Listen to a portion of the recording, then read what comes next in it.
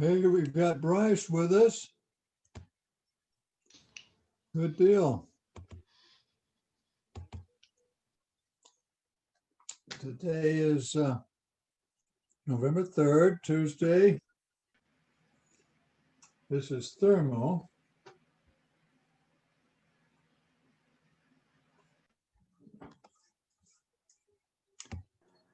We've got a good crowd. Taylor, Nicholas, William, Alex, Mohammed.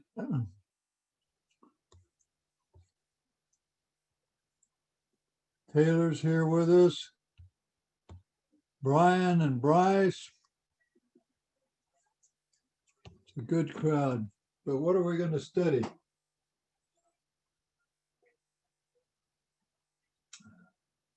Trying to remember where we were.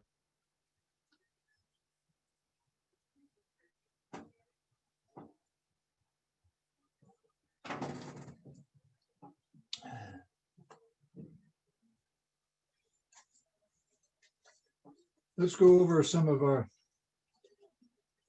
stuff. 10-minute review here, maybe.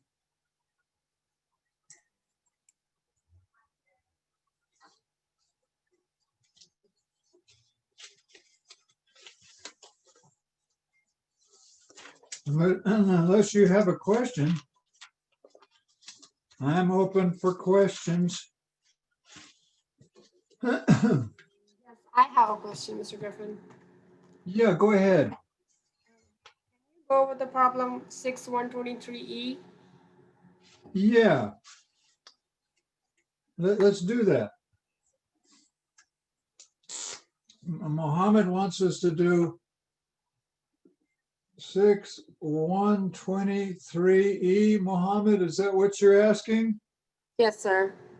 Okay, well, let me find it.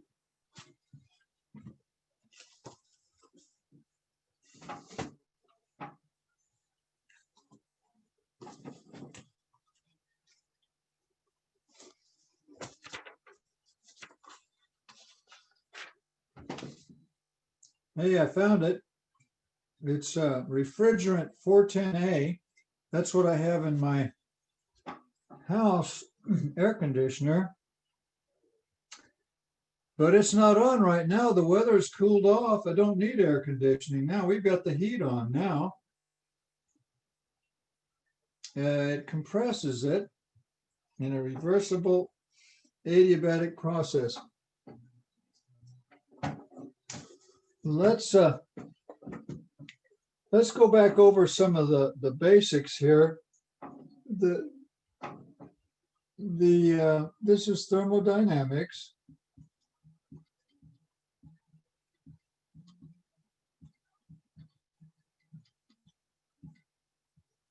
And one of the topics is the second law.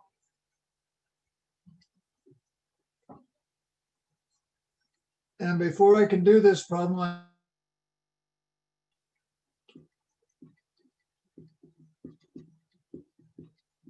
I think we got this car for last Thursday, I guess, because today's Tuesday.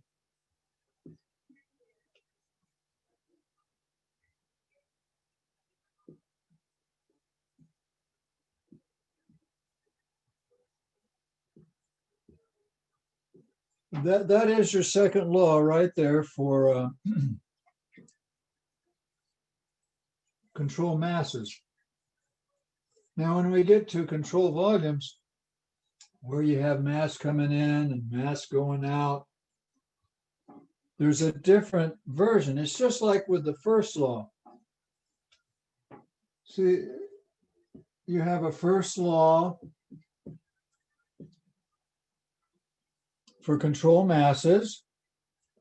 And then when you get to control volumes, you have a different first law. It's a little more complicated. The same thing holds true for the second law. This is the second law for control masses, like a piston cylinder. which is what we have. 6123, it's a piston cylinder.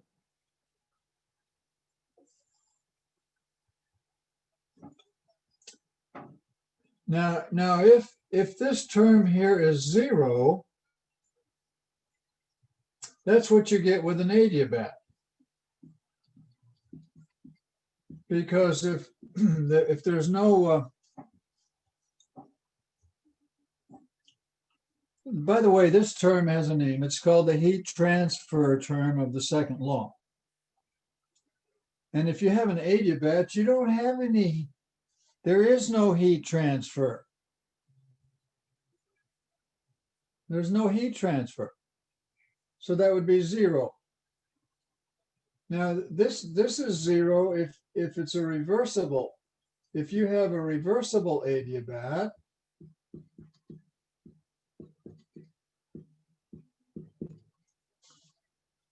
then there's no generated entropy.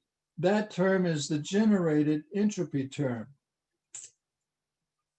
Remember, generated entropy is either equal to 0 or it's bigger than 0 or it's less than 0. Now, if it's equal to 0, you have a reversible process. If it's greater than 0, you have an irreversible process. If it's less than 0, you have an impossible process. Can't happen. It violates the second law. But see, if you have a reversible adiabat, which we do in problem 6123, read it. It says here, it's in a reversible adiabatic process. Okay. Well, that's 0 and that's 0. Well, if that's 0, 0, and that's 0, 0, and you add them up, 0 plus 0 gives you 0. You know what that means? That means that delta S is 0. There is no change in entropy at all. They have a fancy name for that. If the change in entropy is 0, it's called an isentropic process. It's got its own name.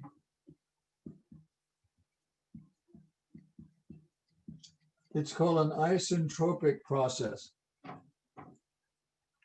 Now we had a lovely equation for isentropic process with an ideal gas. And we derived this Tuesday, but I don't know if you remember. It goes like this.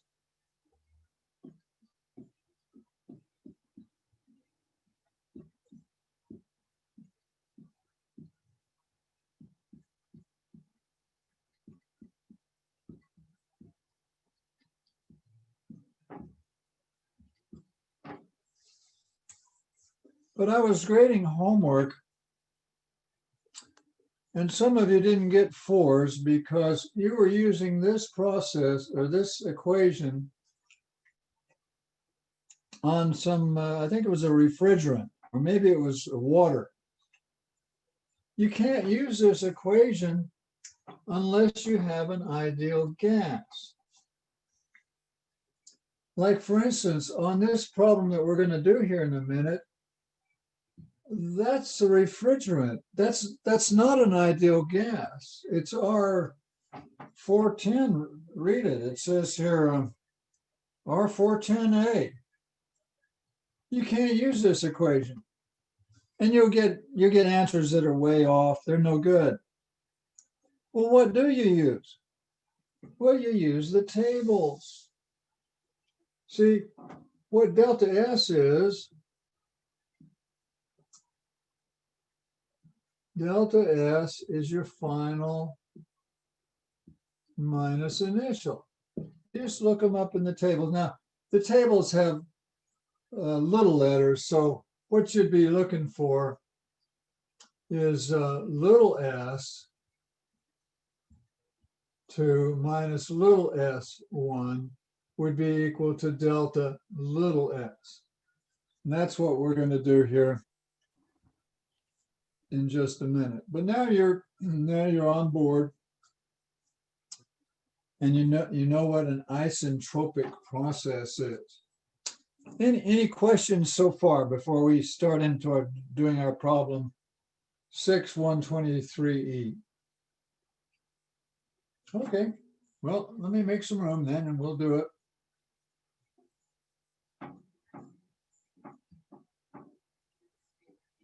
But we can't use that nice equation that we had there. It's no good for this refrigerant.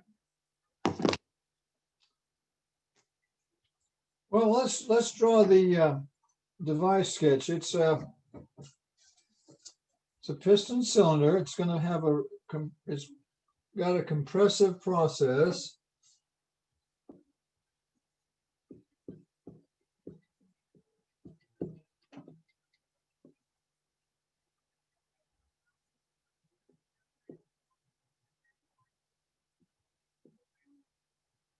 Here's state 1, here's state 2. And we're going to have compression. I get the feeling that maybe we're getting more pressure here. Let me read it. It says 60 psi, 400. Yeah. Look, P1 is 60 psi.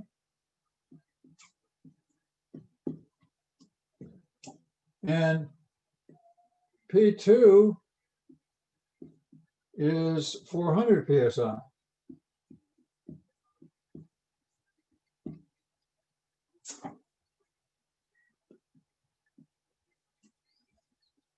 Okay, well, it looks like we've added some weight there. Of course, the volume goes down. And the pressure is probably going to go up. We don't know what T1 is, but we do know what T2 is. It's 200 Fahrenheit.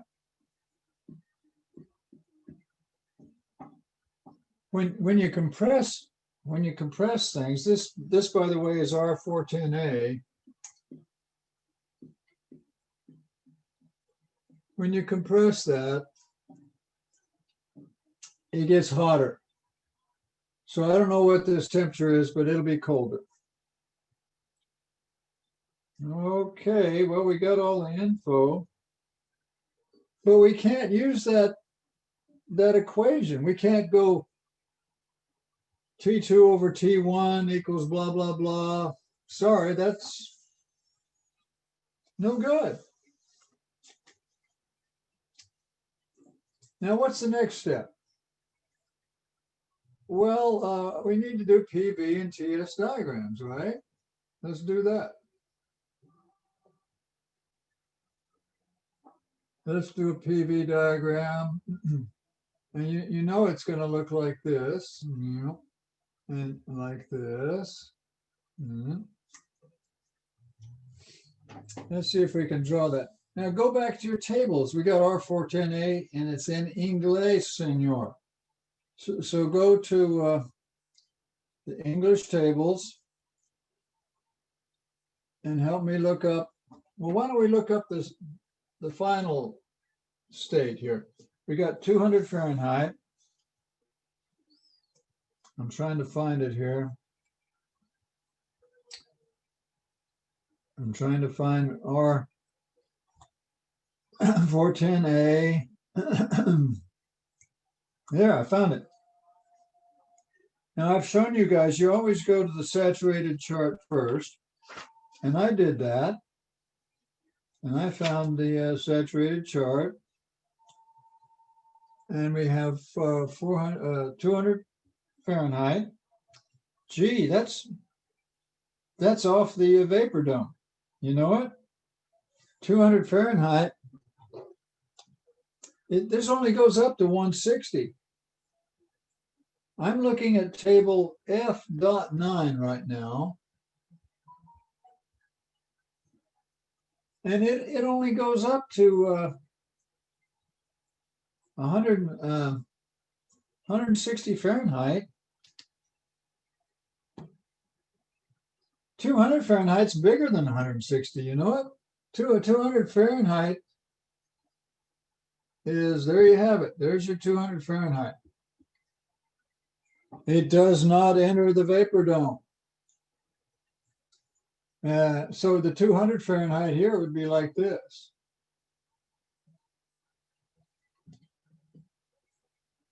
There it is. We've just drawn the 200 Fahrenheit isotherm. Now this says 400 psi. Well, let's see where that is. Well, that's kind of in the middle there, maybe. Well, it's kind of towards the bottom, so that makes it up towards the top. 400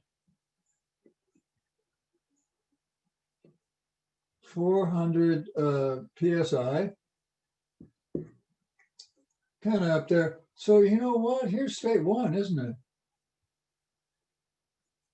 No, I'm sorry. That's state 2. We're putting state 2 on there. 400 psi, 200 Fahrenheit. We did good. Now, what do you do here? Well, the 400, that's kind of towards the top. We can draw it on here. It goes like this.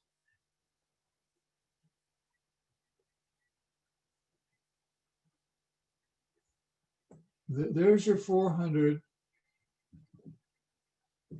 psi, and there's state 2. Now what? Well, they said it was an isentrope. They said the process is an isentrope.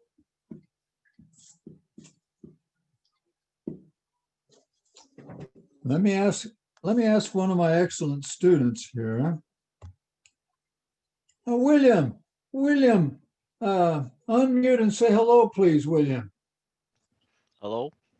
Hey, William, this is an isentrope. We're going to draw an isentrope, but could you tell the class what exactly is an isentrope?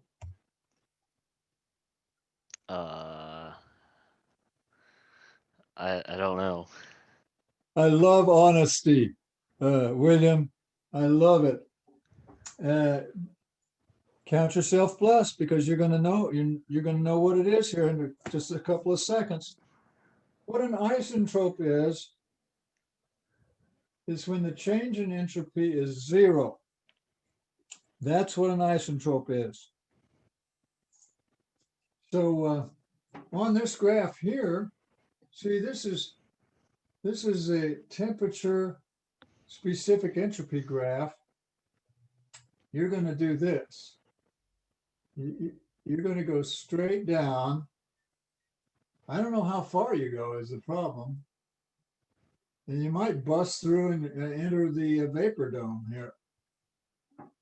Don't know. And here you're going to go, you don't go straight down on here. Do you remember what, keep in mind this is going to be an adiabat. They said it was a reversible adiabat. Do you remember adiabats are steeper than isotherms? So I don't know, it's kind of doing this. I don't know how far it goes. Theoretically, I guess you could come down here and enter the vapor dome. I don't know. I'll just put a question mark on that because we don't know yet. But we're making progress. Do you remember that adiabats are steeper than isotherms? That isotherm is pretty pathetic looking. Let me see if I can make it prettier.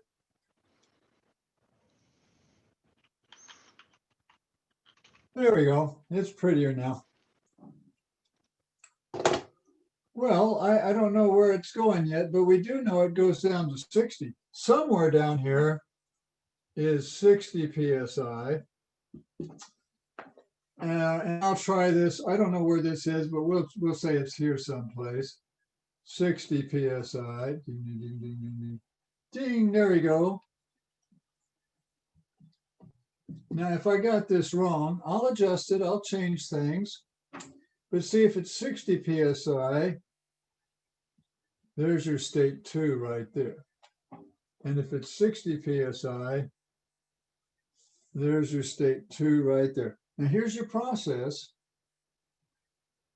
There's your 1. And now wait a minute, I'm getting fouled up. I'm going the wrong way. There's your 1, there's your 2, and there's your arrowhead. And here's your no, it's not going to be at 200 Fahrenheit. I don't know what it's going to be at. We'll figure it out here in a minute. There's your 1. There's your 2. There's your process. There's your adiabat. See, it's at 60, but we don't know what the temperature is. Well, we'll figure it out. I do know this, that the specific entropy at state 2 is, we're in the superheated vapor here. So go to the superheated vapor at 400 PSI and shop around with me. And at 200 Fahrenheit, it says 0.2720. While we're at it, we could get the specific internal energy too. It's 135.25, and we could get the specific volume also. I don't know if I got room. Yeah, I do. I think it'll show up. Specific volume is 0.1990. Can you find all these numbers in your superheated vapor table? We're looking in the superheated vapor table for R 410A. And can you find all these numbers? I found them. I'm looking in the R410A in English. Don't go to metric now, go to English. 400 PSI, 200 Fahrenheit. Can you find these numbers? And I'm listening for an uh-huh. Yep. Yeah, I heard one. Yes, sir. Good going. I need another uh-huh. To feel good, I need a couple more uh-huhs. Uh-huh. Yeah, there's one. Give me another one. Uh-huh. Uh-huh. Good. I feel good. Now here's what we know. It's state 1. We know the pressure is 60, but we don't know the temperature. But we do know little s1 is 0.2720. Now the units are actually BTUs, pound mass, Rankine. But they're the same. They're the same because we have an isentropic process. It's an isentropic process. The change in, you make it little s's if you 0. They're the same. Isn't that nice? Now this is English, so it's BTUs per pound mass Rankine. Okay. Well, let's look it up. But we need 60 PSI. Look in the, I think it's superheated vapor. If it's not, we'll figure it out. But 60 PSI, we're looking for 0.2720. Boy, Jove, I found it. Here it is. I got room to write it over here. at 60 psi. We'll write the temperature, specific internal energy. Now let's do specific volume, specific internal energy, and entropy. Okay. Now at 20 degrees Fahrenheit, we have 10783. See if you can find this in it's in the superheated vapor table for refrigerant 410A. See if you can find it. And this here is 11013. See if you can find it, and the specific entropy is 0.2678. Is that what it says? Yeah, 0.2678. And then at 40 degrees, it's 1.1405. And 113.76.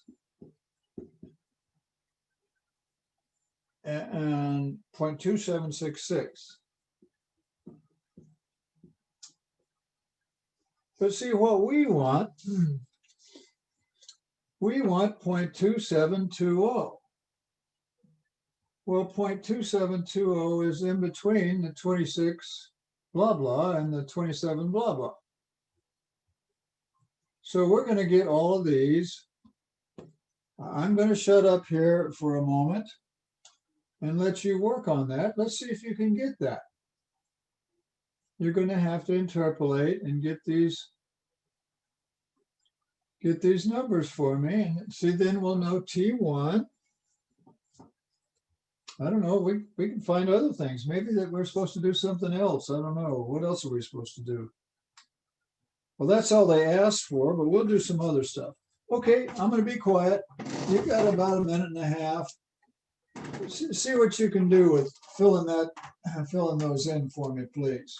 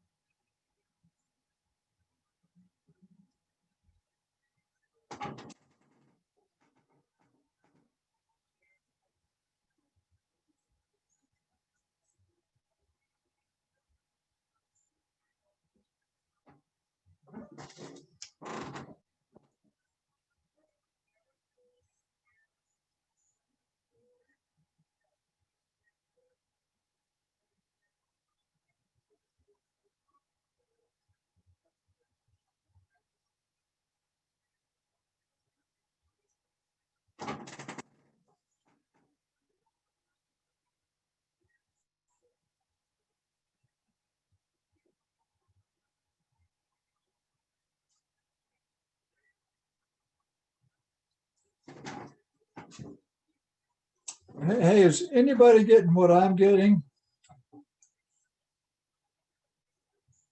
That's what I'm getting.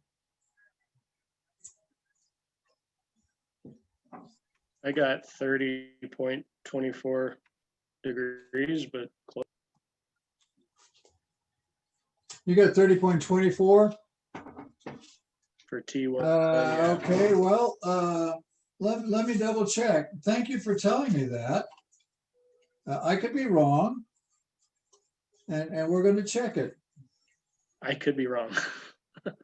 Well, that happens, yeah. The main thing is to find out if it is wrong, what did you do? So that you won't do it the next time. I might have the answer key here. That's what I'm thumbing through my stuff here. If I don't, we're just going to have to double check it on ourselves.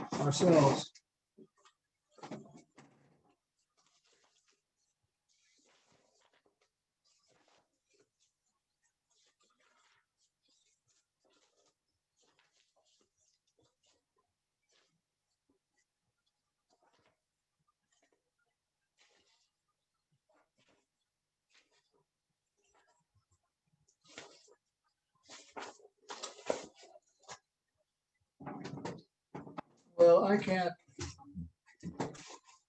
find any answer key. We might just have to figure this. Wait a minute. Wait just a minute. No, I've done this twice. And it's, I think we got the right answer there. Let's ask the others out there. Anybody getting 29.5 degrees Fahrenheit? That's what I got. Anybody else? I got 29.55. I don't remember my other decimal there. What did I do with my calculator? Hang on a minute here.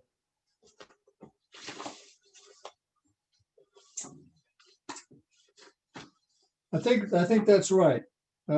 My excellent student that I was just talking to, do yours over. Do yours over. Mr. Griffin, can you show me how you get the 29.5? Yeah, sure. Thank you. Yeah, sure. You betcha. Here, I'll write it right in here. There's some room right in here. What you have to do is you have to take 0.2720 minus 0.2678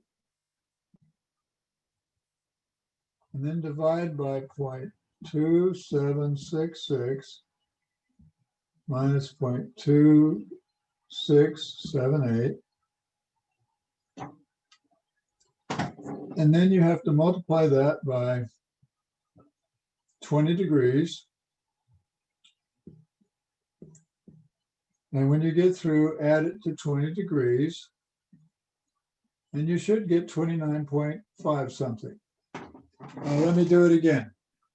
Professor, you are correct. I used the wrong, I used 0.2760 instead of 0.2766.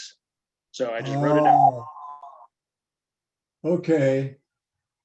These things happen. No problema.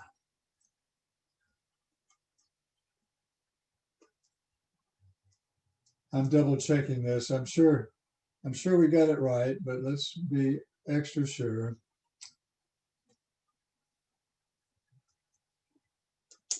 Yeah, it's 29.55 if you want to be nitpicky about it.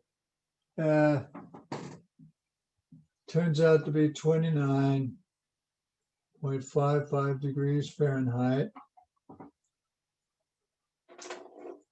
Mohammed, are you satisfied with that? Yes, sir. I actually, on my homework, I messed up the interpolation, so that's why I was confused. I put the wrong numbers in the calculator, that's why. Oh, that's okay. Thank you, though. Now we've let me ask you this. On this process, going from 1 to 2, what's the heat transfer? Let me ask somebody. Let me go to my friend Taylor. Taylor, unmute and say hello, Taylor. Hello. Hey, Taylor, what's the heat transfer for this process to go from 1 to 2?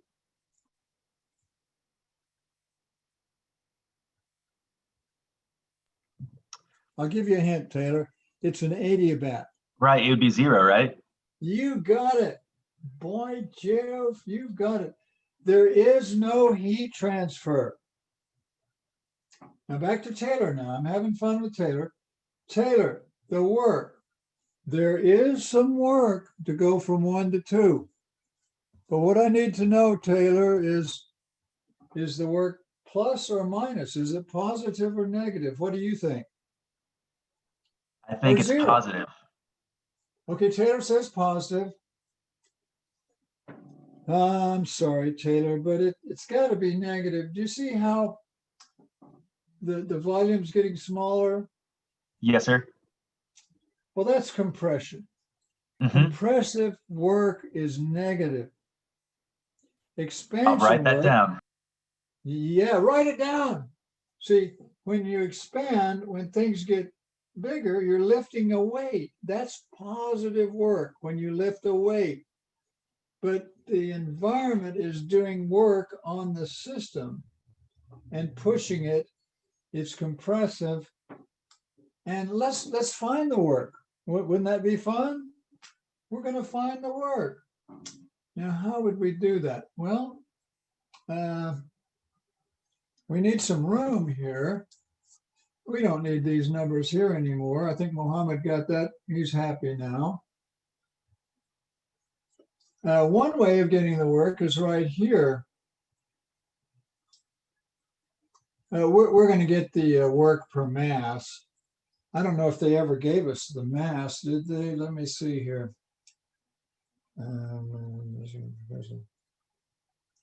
Now, what we're going to find here, we're going to try to find little w, okay? And here's our equation. And remember now, this little q is 0 because it's an adiabat.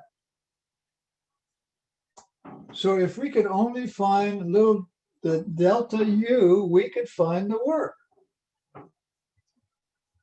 Now, you can't use this CV delta T. That is not permitted. Let me ask one of my excellent students, how come that's not permitted?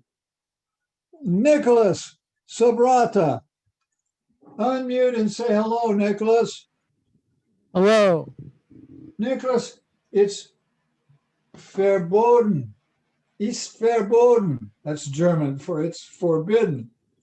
You cannot use C sub V delta T to find this delta U. Nicholas, why? I do not know, Professor. Good, because I'm going to tell you why, and then you'll know, Nicholas. This equation can only be used with Can you guess what that is? Ideal gas? That's it. That's it. And we don't have an ideal gas. We cannot use that. So, Nicholas, how do you find the delta U if you can't use that and you don't have an ideal gas? What do you do? Use the tables? Yeah, he's got it. Look here. We have that, you know what that is? That's U1. These are all U1 values. We've got U1. If we could only see, this is little U2 minus little U1, right? If we could only get little U2, we could do it. Well, how would we get this little U2? Well, just look it up. Go to the back there. I lost my page. I think you have it written down there already, don't you? U2 135.25. Where? Oh, there it is. Good point. I'm going to put a thank you point. Now, who was that? That was Taylor. Taylor. Good going, Taylor. Proud of you. Now, shame on me. I didn't put the units in there. See, that's BTUs per pound mass. But I've got it there. Thanks to Taylor. I was going to waste your valuable time and look it up. But let's see. I need some room to write. There's some room right here. Now, what we're going to do is we're going to go U2 minus U1 equals 0 minus a little w. U2 is 135.25 minus U1, 111.86 equals 0 minus W. Okay. I'll shut up for 45 seconds, and I want you to find little w for me. You can do it.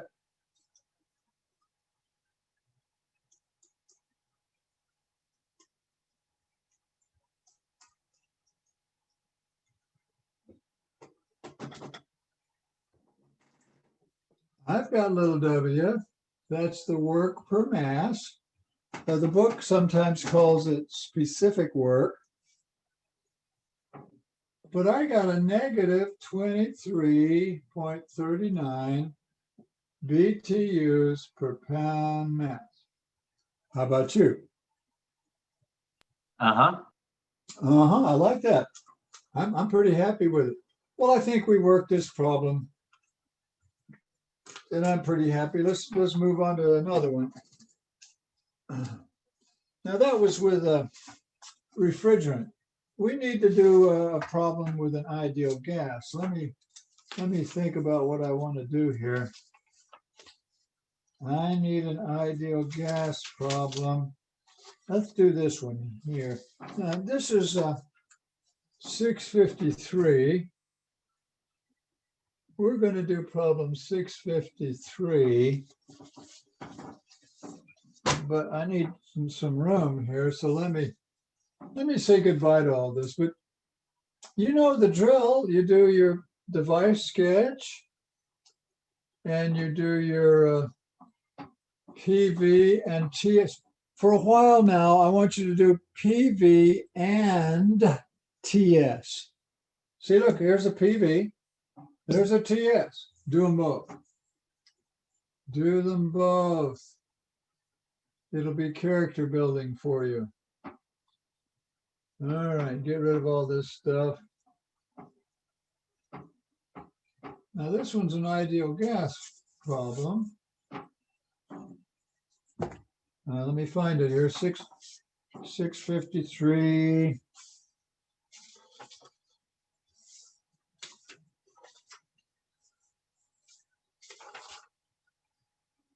Aha, I found it. Insulated piston.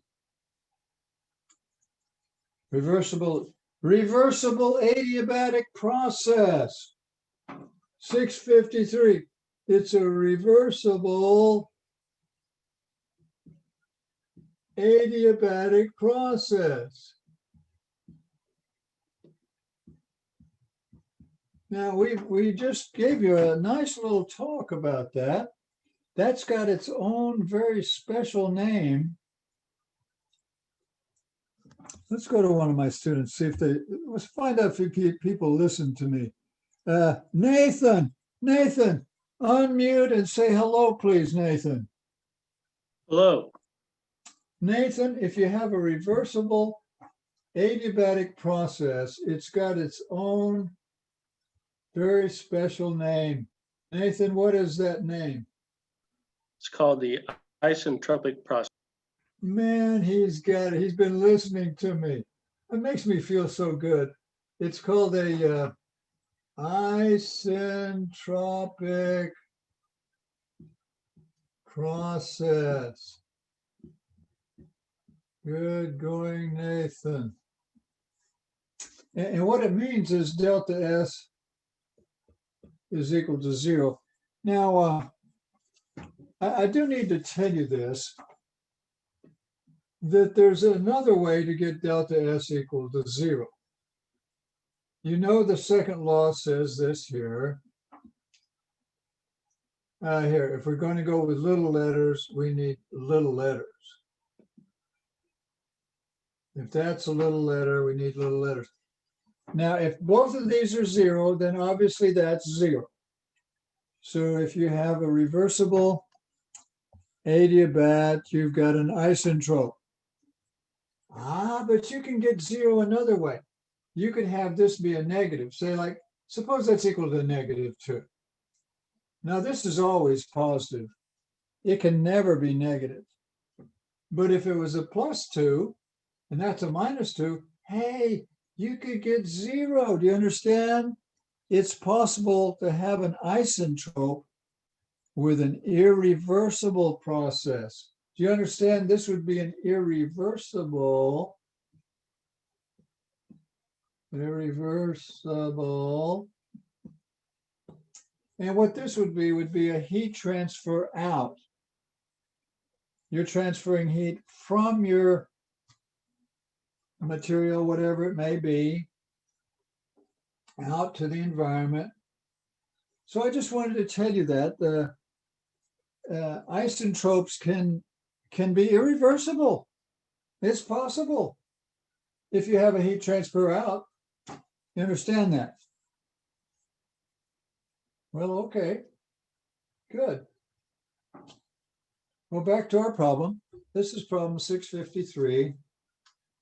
Insulated piston cylinder, carbon dioxide. Let me write this down.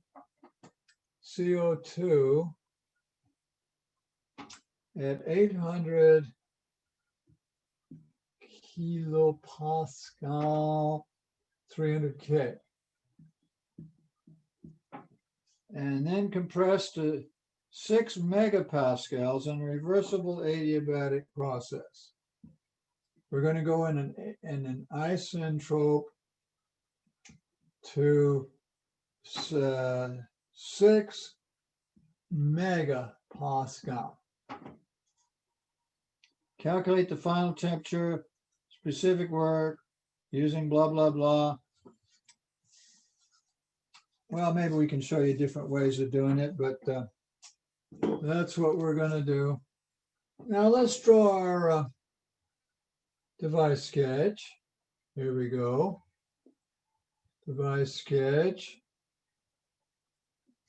Now, it looks like the pressure is going up again, doesn't it? Well, it's just like it was before, that one we just did. Oops. It's compression. Somebody added an extra weight there. The pressure went way up. You know what that is? That's 6,000 kilopascals. The pressure went from 800 to 6,000. Pressure went way up, didn't it? And what we have is CO2 in here. I have a feeling the temperature is going to go up. See, this temperature is 300 K. This temperature at T2, it's going to be hotter. But it's an ideal gas, so we could use this equation here. T2 is to T1 as P2 is to P1 K minus 1 over K. Now we're going to have to look up this K. It's got a name, by the way. It's called the specific heat ratio. That's the name of it. I talked about it last time, but you're going to have to look it up. Go to the back and help me find it here. Start shopping around here. We're trying to find it. Carbon dioxide. Yeah, keep looking there. Carbon dioxide. There it is. It's 1.289. K equals 1.289. Now I found that in table A.5. See if you can find it. Now that we know the K, it's 1.289, we can solve for T2. We get to use this formula that we derived last time. But I'm going to shut up and I'm going to let you do it. You have 1 minute. Go for it. Give me my T2, please.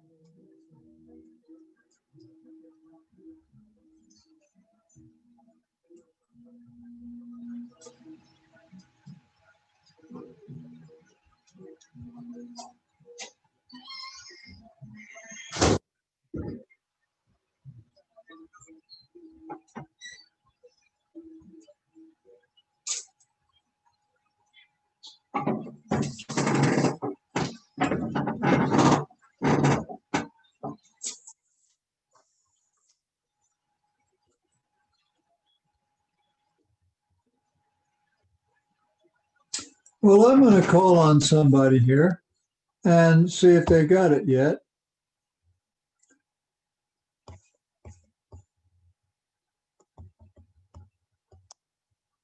Trying to find one of my very best students here. Alex, unmute and say hello, please, Alex. Hello. Hey, Alex, did you plug in that K there and find T2 yet? I did. I got 471.32K. That's what I got. I got 471.3 is good enough for me. K. Good going. Hey, did it get hotter? We said it was supposed to get hotter. Did it? Well, yeah, I got hotter. Look, it was 300K. Now it's 471.3K. Got hotter. That's what happens when you compress a gas. It gets hotter. Well, I think we should draw the PV and TS diagrams now. Need some room though. And let me make some room here. Here, let me write this stuff down so I can erase that other stuff. See, this is 6 megapascal. And this is 800 kilopascal. Yep, there, that's good. I don't think we need anything else. Let me just erase all that stuff. Okay. We'll erase all that. Give us some room for our. By the way, if you just wondered what we're doing, if you just kind of woke up from a daydream, we're doing problem 653. It's carbon dioxide, which we're treating as an ideal gas at these temperatures. But carbon dioxide doesn't always behave like an ideal gas. It does in this problem because we're hot enough. But you know, you can even make carbon dioxide into a solid. Have you ever heard of that? Have you heard of dry ice? You go to a wedding and they've got a punch bowl there and they've got dry ice bubbling in the punch bowl. Has anybody out there ever been to a wedding or a prom or something where they had dry ice? Uh-huh. Yeah, I heard an uh-huh. Was that you, Taylor? Yes, sir. What was it? Was it a wedding or what? It was actually a Halloween party. Okay, well, that's fine. Yeah, that's kind of neat. It's kind of neat stuff. So you can make carbon dioxide into a liquid, and you can make it into a solid even. But at these temperatures, it behaves like an ideal gas. Okay, well, let's draw our PV. There we go. We'll do our PV and TS diagrams.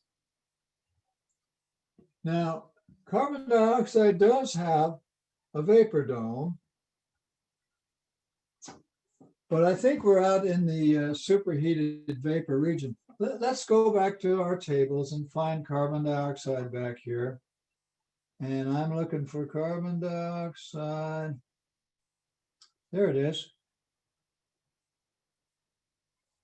And the top temperature on that is 31 degrees.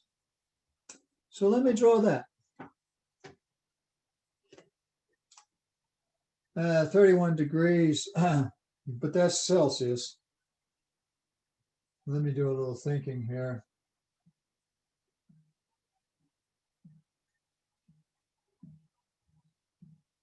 If I did that right, that's about 304 Kelvin. Right, 304 Kelvin. Well, see, that's the top of the vapor dome. 300 Kelvin. Now I'm getting mixed up. Did they say 31 degrees? Let's see. No, they said 300 Kelvin. And 300 Kelvin.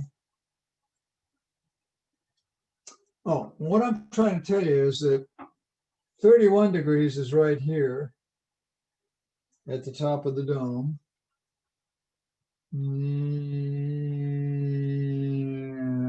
That's 31 degrees. And here it is here. 31 degrees Celsius, which is 304 Kelvin. Well, what are we? We're 300 Kelvin. Well, we're a little bit lower than that. Now let's look at our pressure. The pressure here for carbon dioxide is 7,000 up at the top. This right here is 7,000, 73, 77. Trying to get a feel for where the heck where am I? And so here's your, it's weird the way that works, but that's your 73, 77 kilopascal isobar. And there's your 73, 77 kilopascal isobar. There they are. But what we have is 800 kilopascals. Well, that's way down low. It's way the heck down here someplace. 800 kilopascal. That puts you right here. Here's state one. This is state one. This is state two. And so state one, let's see, 800, well, that's way the heck down here someplace.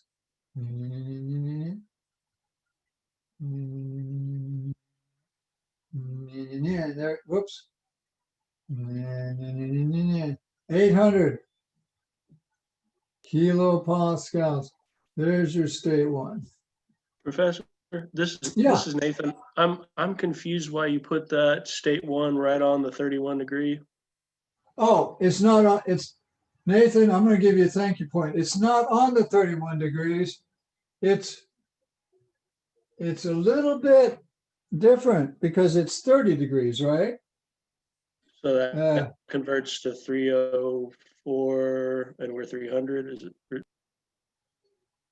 Nathan, you got me totally confused now. The 31 is 304 Kelvin and we're 300 Kelvin. Is that right? Yeah. Let's see, we're 300. I guess what I need, Nathan, what I needed to do is subtract, right? Isn't that what I needed to do? See, that's Kelvin. And the Celsius is, I can do this. Did I do that right? Uh-huh. Yeah. Well, see, there is a 2685 degrees Celsius isotherm. I just didn't draw it, but Okay. but Nathan's absolutely right. It's not on the 31. It's not far off. Did I subtract right? Yeah, I think I did. Okay, good. Okay, now here's the thing though. Where is this state two? Well, it's coming straight down here. Straight down, probably down to here someplace, is what we're thinking. No, wait, no. It's not going down, it's going up, isn't it? It's going up.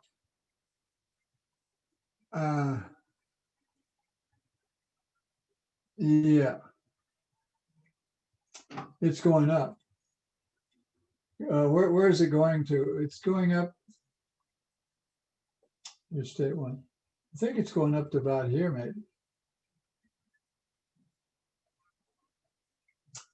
Where would 6,000 kilopascals be? Probably about in here someplace. See it? 6,000 kilopascals. That's in between 800 and 7,000 for sure. Looks like you're going up. So here, what are we going to do? Well, we're going to go up to 6,000. I think it's going to do this up to here someplace. Come on now. There we go. Kind of like that somehow. I might have to redraw this to make it pretty, but the pressure there is going to be 6,000. See, that's 6,000 kilopascals. That show up? Yeah, barely. Okay, now what? What are we supposed to do? I lost track of what we're doing here. Just a minute. Let me read this. Calculate the final temperature. Okay. Well, we already did that. We got the final temperature. We haven't done the work yet.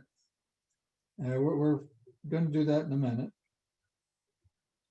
Well, that's all we got to do is find the work and we'll be done, right? Okay. Now, here's what we know. We know that S1 is equal to, never mind that, we're not going to look it up. I'm going to, since it's an ideal gas out there, I'm going to do this one here.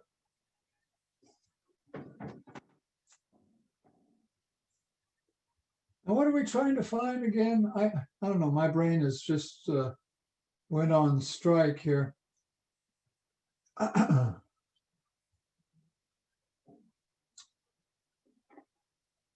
We're trying to find the work done. Well, let's try this here. We'll try this. Yeah, here we go. Now, didn't they say that this is an adiabat?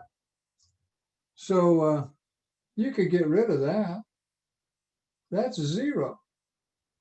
But looky here.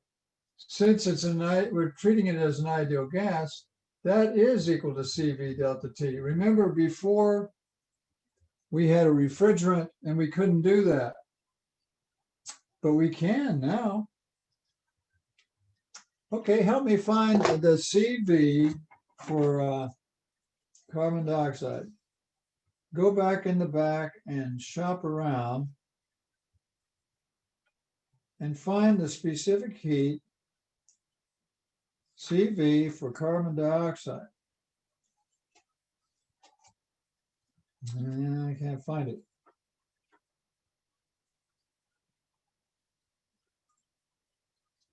Aha, carbon dioxide. It's 0.653.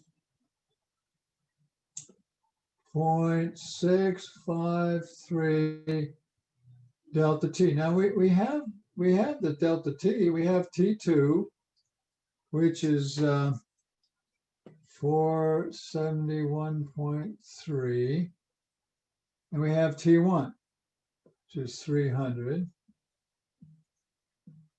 This is equal to minus little w. Okay.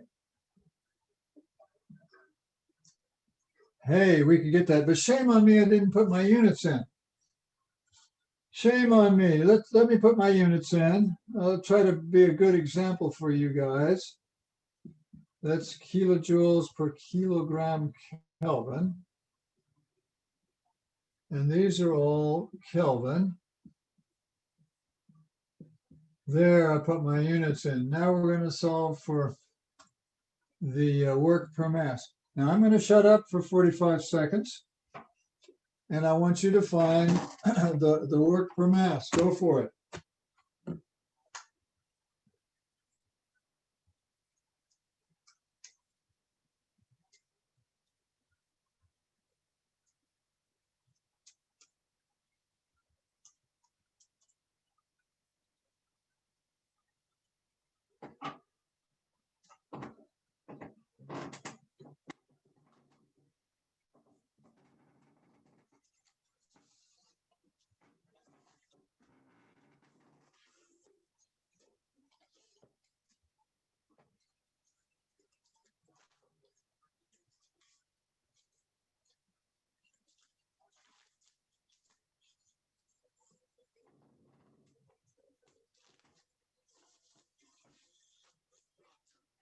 Well, I got an answer.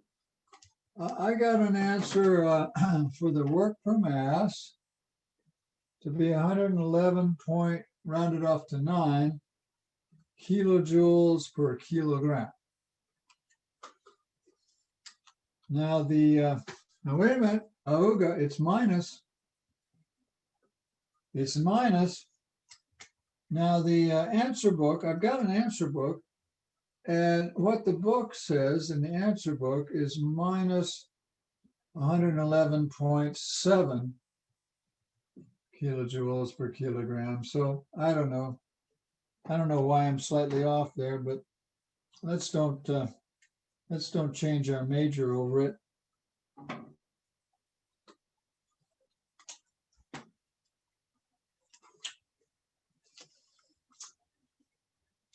Now I need to know if anybody out there got 111, a negative 111 something. If you did, say uh-huh. Uh-huh. Uh-huh. Hey, there's a couple. Yay, good going. Now there's a slightly more accurate way to do this, and I need to show you that. But we've done our device sketch, we've done our PV and our TS. Okay, we did good. But I want to show you a slightly more accurate way. See, what we used was this formula here. And I just need some room here is my problem.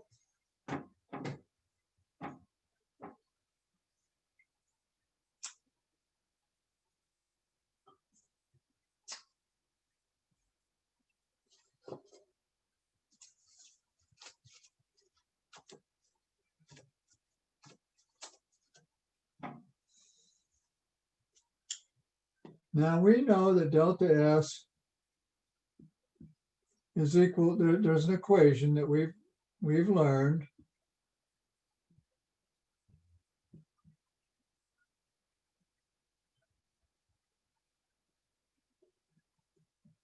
The second law of thermodynamics.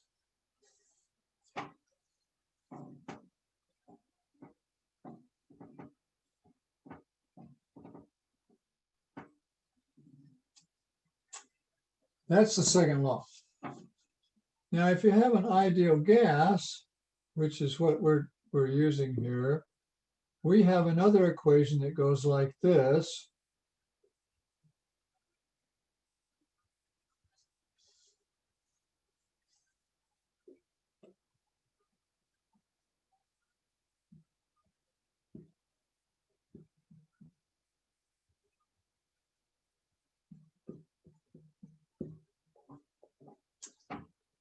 We have an equation like that. But we know what delta S is. It's an isentrope. So we know that's 0.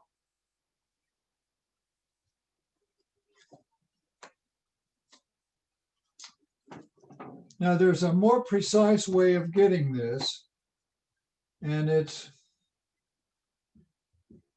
It's these ideal gas integrals. I think I might have mentioned this to you guys.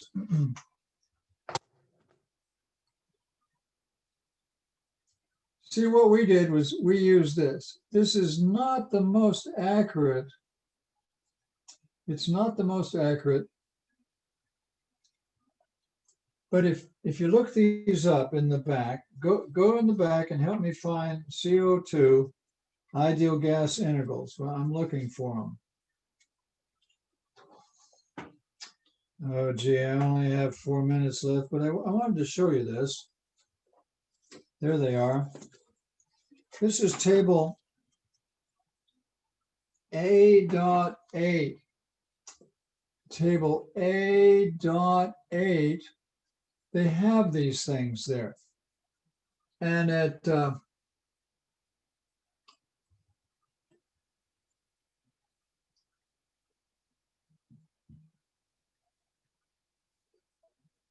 this ideal gas integral, what they've done is they've integrated this thing. And at 300 K, it is 4.8631. See if you can find that on table A8. Now we know R. R for carbon dioxide is 0.1889.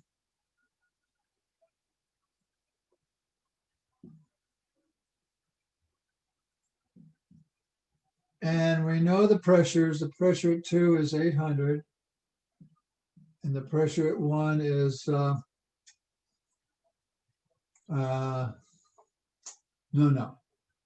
The pressure at 2 is 6,000.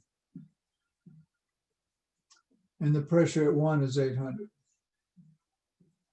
We know everything in here except this,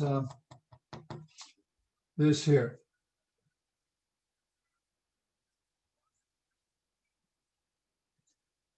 Do you remember what we used was we used T2 over T1 is equal to P2 over P1, K minus 1 over K.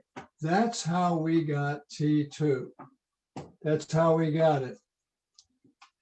This is a more accurate way of getting T2.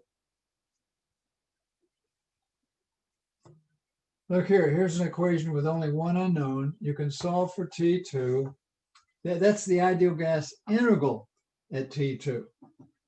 You can solve for it, and then you can back and interpolate to get the temperature. It'll be more accurate. We don't have time to do it. It's so sad. But they did that, and they got a slightly different answer. Well, what do we get? 471? I think I'm going to omit that with you guys. You don't have time. You don't have time to do that. I keep forgetting though, you do have time because your exams, they're like take-home exams, aren't they? We don't want to. That's way too much work. I like this a whole lot better, don't you? What I guess, yeah, there you go. I'm telling you, there's different models, and this is a model, and this here is a model. Using this here, this is a different model. This is more accurate. They've actually integrated that. See, what we did when we derived this, we pulled that out, assumed it was constant, and went C sub P natural log of T2 over T1 is what we did. Then we derived this equation from that. I don't want to do it. Way too much time-consuming work there. You are aware there are different models. Okay, well, let's see. I guess we're done. We've done everything. What about the work? Yeah, we agreed with the answer book on that. Pretty close. Do you have any questions?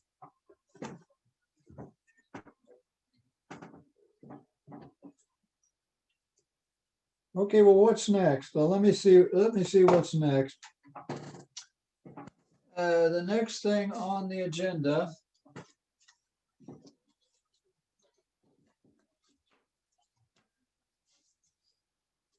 Well, we're in chapter 6, right? Well, I know what's next. Control volumes. Read ahead next time, which will be what, Thursday? Yeah, Thursday at 11. Thursday. I believe we start on chapter 7, which is control volumes. Remember, I told you there's a different first law for control volumes. Let me double check that and make sure that's right. It says here, November. Yeah, that's where we're at, guys. We're going to learn how to do, starting on Thursday, we're going to learn how to do turbines, boilers, heat exchangers, throttles, and nozzles. Stuff that has mass going in and mass coming out. That's where we're headed. That's the next big topic. Any last comments or questions? Well, okay, we had fun, didn't we? Wasn't that fun? Thank you. Thank you very much. I'll see you guys Thursday at 11. That's a deal. Bye-bye for now. Thank you.